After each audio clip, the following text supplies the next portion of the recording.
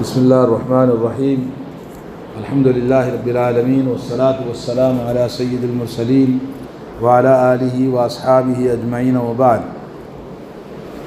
السلام علیکم ورحمۃ اللہ وبرکاتہ۔ ایک ساتھی نے سوال کیا ہے کہ قضائے عمری جیسا کہ لوگوں میں مشہور ہے کہ زندگی میں بہت سارے جوانی میں لوگ نماز چھوڑ دیتے ہیں، تو کیا ان نمازوں کی ہم قضا، جیسا کہ بعض مولوی حضرات رہنمائی کرتے ہیں کہ ہر نماز کے ساتھ ایک نماز پڑھو، یا نمازوں کی قضا کرتے رہنا چاہیے؟ اس سلسلے میں پہلے بات یہ ہو چکی ہے کہ انسان جان بوجھ کر اگر نماز چھوڑ دیتا ہے تو اس کی قضا نہیں ہے۔ اس کی قضا کیا کرنا ہے؟ جیسا کہ علامہ ابن حزم اپنی کتاب المحلہ میں تفصیل کے ساتھ لکھا ہے کہ آدمی جان بوجھ کر جوانی میں یا کبھی بھی نمازیں چھوڑ دیتا ہے تو اس کی قضا نہیں ہے، اس کے لیے توبہ کرنا ہے، اس کے لیے زیادہ سے زیادہ استغفار کرے، توبہ کرے، اور نوافل جیسے نمازوں کے آگے پیچھے نوافل نمازیں ہیں، نفل نمازیں ہیں، رات میں تہجد ہے، تو ان نمازوں کی کثرت سے پڑھے تاکہ اللہ تعالیٰ اس کو معاف کرے۔ اس کے علاوہ قضائے عمری یا جیسا کہ بعض علماء رہنمائی کرتے ہیں کہ ایک نماز کے ساتھ ایک نماز پڑھا کرو ہر وقت، یہ جائز نہیں ہے، اس کا کوئی ثبوت نہیں ہے۔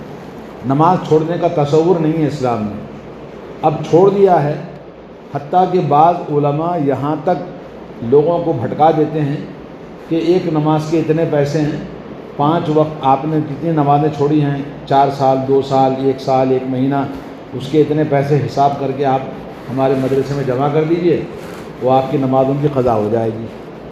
بعض عالم صاحب نے جو QTV ہے، انہوں نے فتویٰ دیا کہ کوئی آدمی کیا کرے، مکہ چلے جائے، اور مکے میں ایک نماز کا ثواب کتنا ہے؟ 1 لاکھ کے برابر ہے۔ بولے 1 لاکھ نمازیں آپ کی، ایک نماز پڑھیں گے تو پیچھے آپ کی نمازوں کا اکاؤنٹ میں برابر ہو جائے گا۔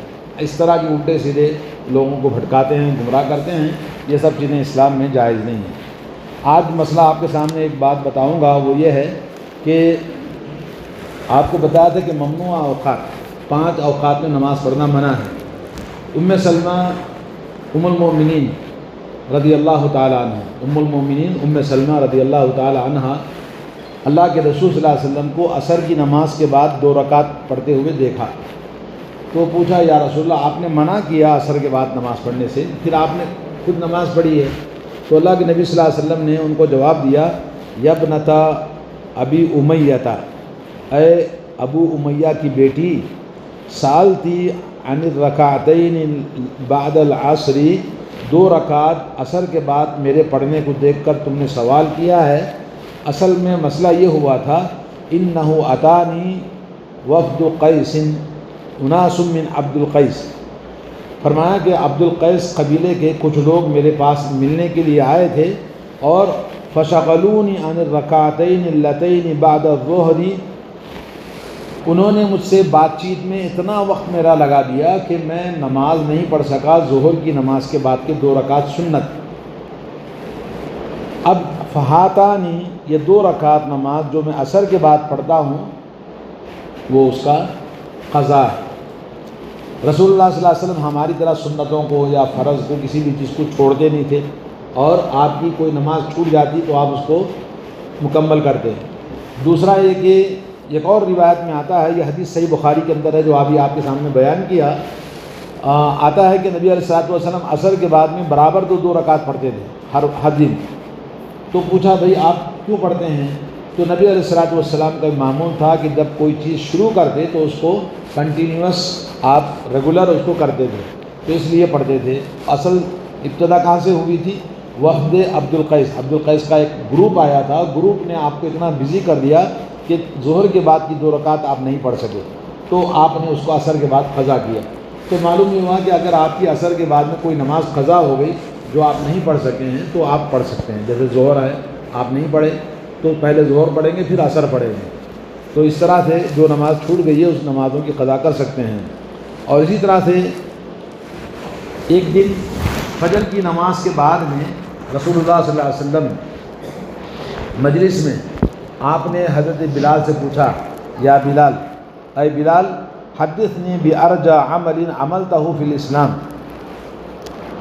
فإنی سمعت دفء نعلیک بین یدی فی الجنہ، اے بلال تمہارا اسلام میں آنے کے بعد سے سب سے بڑا امید والا عمل جو تم نے کیا ہو مجھے بتاؤ، کیونکہ میں نے دیکھا کہ تمہارے جوتوں کی آواز میرے آگے آگے نظر آ رہی تھی جنت میں۔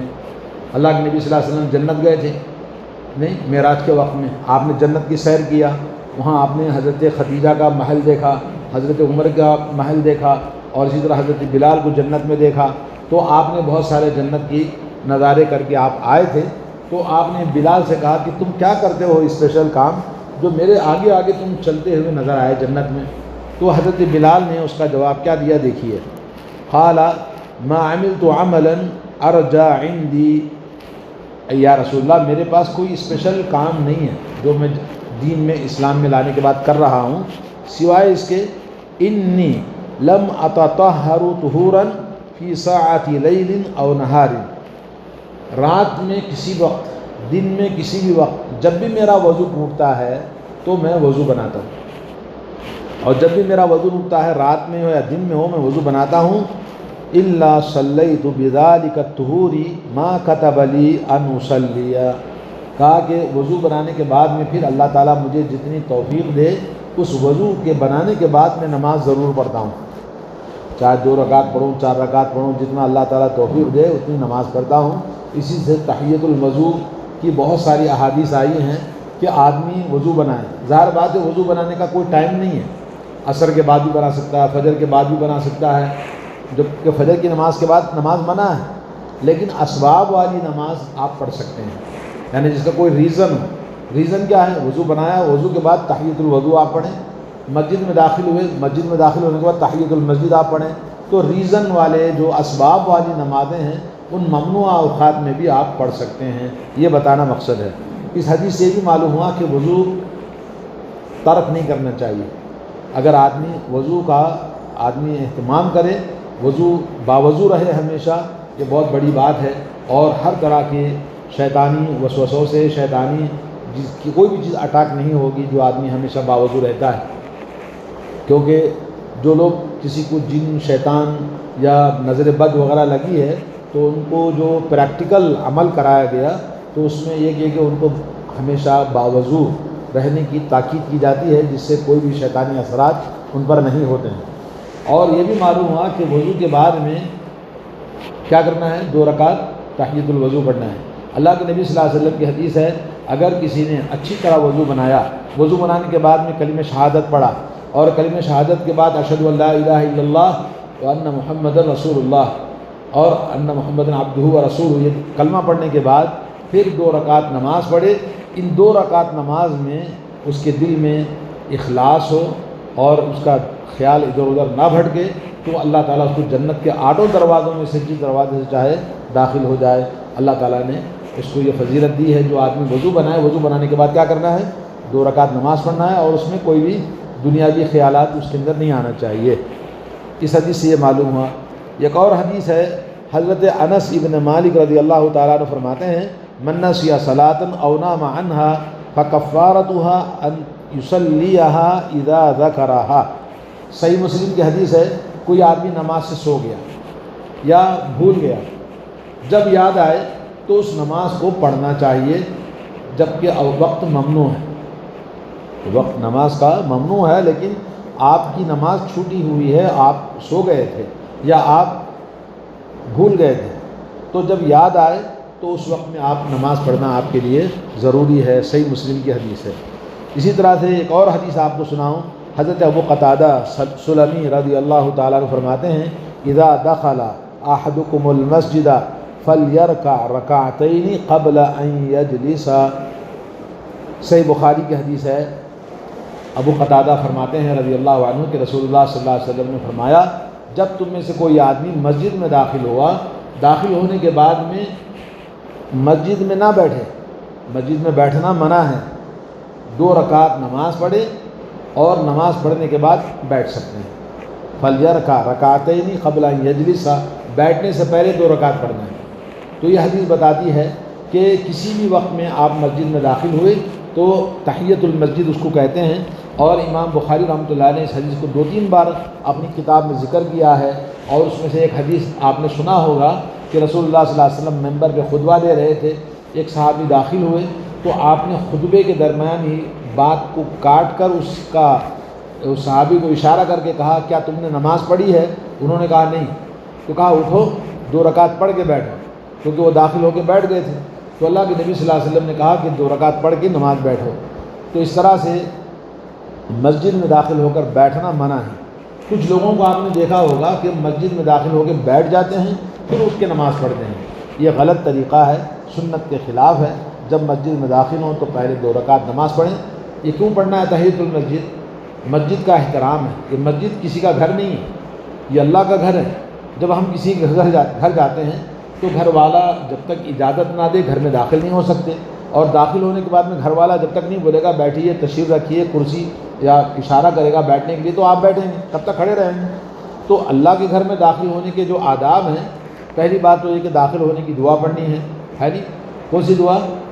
اعوذ باللہ العظیم، بولیے، وبوجہہ الکریم وسلطانہ القدیم من الشیطان الرجیم۔ اس دعا کو پڑھنے کے بعد شیطان چلاتا ہے، روتا ہے، بولتا ہے میں اس آدمی کو کچھ نہیں کر سکتا، جس کی حفاظت کی ذمہ داری اللہ تعالیٰ نے 1 دن کے لیے لے لیا ہے۔ 1 بار پڑھنے سے 1 دن کی حفاظت اللہ تعالیٰ لے لیتا ہے۔ جس کو یاد نہیں ہے دعا یاد کریں۔ اور اس کے علاوہ بسم اللہ والصلاۃ والسلام علی رسول اللہ اللہم اغفر لی ذنوبی وافتح لی ابواب رحمتک، یہ دعا پڑھنا ہے داخل ہونے کی۔ پہلا ریٹ پاؤں یعنی سیدھا پاؤں داخل کرنا ہے، اور مسجد سے نکلتے وقت میں بسم اللہ والصلاۃ والسلام علی رسول اللہ اللہم اغفر لی ذنوبی اللہم انی اسألک من فضلک اللہم عاصمنی من الشیطان الرجیم، یہ دعا پڑھنی ہے نکلتے وقت میں۔ تو دعاؤں کا اہتمام کرنا چاہیے۔ اللہ کے گھر میں داخل ہونا، اپنے گھر میں داخل ہوتے وقت میں بھی اللہ تعالیٰ کا حکم ہے اذا دخل احدکم اذا دخلتم بیوتا فسلموا علی اہلہا، جب تم گھروں میں داخل ہو تو گھر والوں کو سلام کرو۔ کیوں؟ اس لیے کہ اللہ نے فرمایا تحیۃ من عند اللہ، یہ اللہ تعالیٰ کی طرف سے گفٹ ہے، گفٹ آف گاڈ، مبارکتاً، اور یہ اللہ تعالیٰ کا مبارک کلمہ ہے، طیبتاً، پاکیزہ کلمہ ہے۔ تو یہ کلمہ پاکیزہ مبارک گفٹ آف گاڈ ہے۔ اللہ تعالیٰ ہم کو یہ بہترین انعام عطا فرمایا ہے۔ اپنے گھر میں داخل ہو تب بھی کیا کرنا ہے؟ نماز وہ سلام کر کے داخل ہونا۔ اگرچہ گھر میں کون ہے؟ آپ سے چھوٹے ہیں، آپ کی بیوی ہے، آپ کے بچے ہیں، چھوٹے ہیں، بچے ہیں، بیوی ہے، یہ سوچ کر آپ بڑے ہیں تو بغیر سلام کے داخل نہیں ہونا چاہیے۔ اور اللہ کے گھر کا ادب اور بھی زیادہ ہے۔ تو نبی علیہ الصلوۃ والسلام صحابہ کرام مسجد میں داخل ہوتے تو سلام کرتے تھے۔ آج بہت سارے لوگ داخل ہوتے دیکھتا ہوں میں، کچھ نہیں، خاموش آخر کھڑا ہو جاتا ہے۔ سلام کرنا چاہیے، اونچی آواز سے سلام کرنا چاہیے۔ اگر کوئی جواب نہ دے فرشتے جواب دیتے ہیں، کوئی نہ ہو تب بھی سلام کریں، فرشتے جواب دیتے ہیں۔ گھر کے اندر بھی وہی حال ہے۔ تو اس طرح سے نماز کے لیے جب مسجد میں آئیں، گھر کے اندر جائیں تو سلام کرنا اور پھر یہ دعا پڑھنا، تو یہ بڑی فضیلت والی چیز ہے جس کو لوگ اتنا ثواب کما سکتے ہیں، مگر کچھ لوگوں کو شاید نفس بھاری ہو جاتا ہے، نماز سلام کرنے ان کو دل نہیں مانتا ہے نہیں، چھوٹے لوگوں کے سامنے سلام نہیں کرتے، بڑے آدمی ہیں ان کا دل بھاری ہو جاتا ہے۔ اس طرح سے شیطانی غرور، گھمنڈ، تکبر لوگوں کے دلوں میں پایا جاتا ہے اور ادب کے خلاف مسجد کے اندر داخل ہوتے ہیں۔ مسجد کا احترام کہ یہ آپ کا گھر نہیں ہے، یہ اللہ کا گھر ہے، اس گھر کا احترام ہے۔ آپ داخل ہوں تو 2 رکعت پڑھ کے بیٹھیں گے، اس سے پہلے آپ نہیں بیٹھ سکتے، یہ قانون ہے اللہ کے نبی صلی اللہ علیہ وسلم نے ہمیں سکھایا ہے۔ اب ایک آخری حدیث ہے، حضرت ابو ہریرہ رضی اللہ تعالیٰ عنہ فرماتے ہیں اذا اقیمت الصلاۃ فلا صلاۃ الا المکتوبہ، جب کوئی آدمی مسجد میں داخل ہوا اور نماز پڑھنے لگا، سنت نماز پڑھ رہا ہے، اتنے میں اقامت ہو گئی تو پھر آپ کو نماز پڑھنا منع ہے۔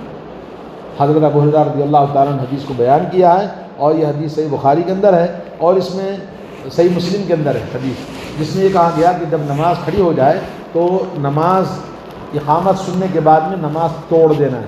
نماز کو توڑنا کیسے؟ نہ آپ کو رائٹ لیفٹ سلام پھیرنا ہے، نہ آپ کو کچھ کرنا ہے، کوئی ایکٹنگ نہیں کرنا ہے، خالی نماز چھوڑ دیا، آگے صف میں کھڑا ہو گیا۔ البتہ علماء کرام نے کہا کہ جماعت اقامت شروع ہو گئی، ابھی آپ آخری قاعدے میں بیٹھے ہیں، آخری رکعت میں ہیں، نماز شروع ہونے تک آپ کو فنش کر لیں تو آپ فنش کر لیجئے. ایک رکعت باقی ہے، اقامت ہو رہی ہے تو آپ رکعت توڑ لیں، نماز توڑ کے شامل ہو جائیں جماعت میں، بعد میں اس کو پڑھ لیں. تو اس طرح سے جب نماز کے جو آداب ہیں اور مسجد کے جو آداب ہیں اور ان تمام باتوں کو ہمیں جاننا چاہیے اور اپنے دوست احباب کو بھی اس کی دعوت دینی چاہیے. علم اپنے گھر والوں کو، بچوں کو بھی سکھانا چاہیے تاکہ ہمارے معاشرے میں لوگ کوئی بھی چیز کرے تو علم کے ساتھ میں نبی علیہ الصلوۃ والسلام کی سنت کے مطابق کرنا چاہیے. اللہ تعالی ہم سب کے دلوں میں رسول اللہ صلی اللہ علیہ وسلم کی محبت عطا فرمائے. نبی کی سنتوں سے محبت کرنا اللہ تعالی ہمیں نصیب فرمائے اور نبی کی سنتوں پر دل و جان سے، دل سے، من سے عمل کرنے کی توفیق عطا فرمائے. وصلی اللہ علیہ نبینا محمد وعلی آلہ وصحبہ.